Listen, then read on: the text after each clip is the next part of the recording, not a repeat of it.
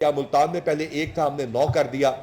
اور اس کے ساتھ ساتھ یہ بتانا ضروری ہے کہ ہیلمٹ پہننا کتنا ضروری ہے اور ہیلمٹ کے ساتھ کتنی بچت ہو سکتی ہے اور کتنا اس میں ادروائز نقصان ہوتا ہے.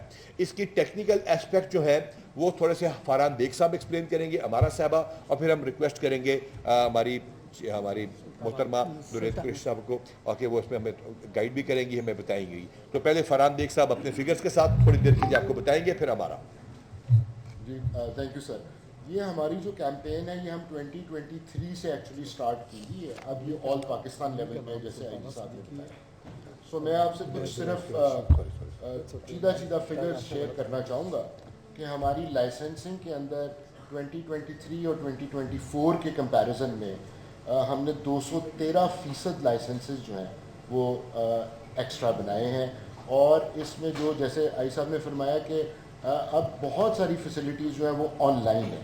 سو آپ اپنا لرنر لائسنس، رینیول، ڈپلیکیٹ، یہ ساری چیزیں آپ آن لائن کر سکتے ہیں. اس لیے آپ کو کہیں جانے کی بھی ضرورت نہیں ہے. پھر لائسنسنگ سینٹرز جو ہیں وہ ہم نے 2023 آلدو یہ 23 سے ہی ہم نے شروع کیا ہوا تھا، 190 تھے، اب ہم 284 یہ بن چکے ہوئے ہیں.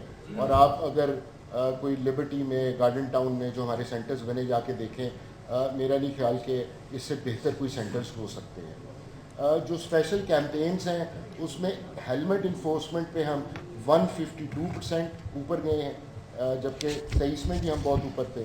اسموک ایمیٹنگ وہیکلز اس حوالے سے 132% کا ہمارا رائز ہے.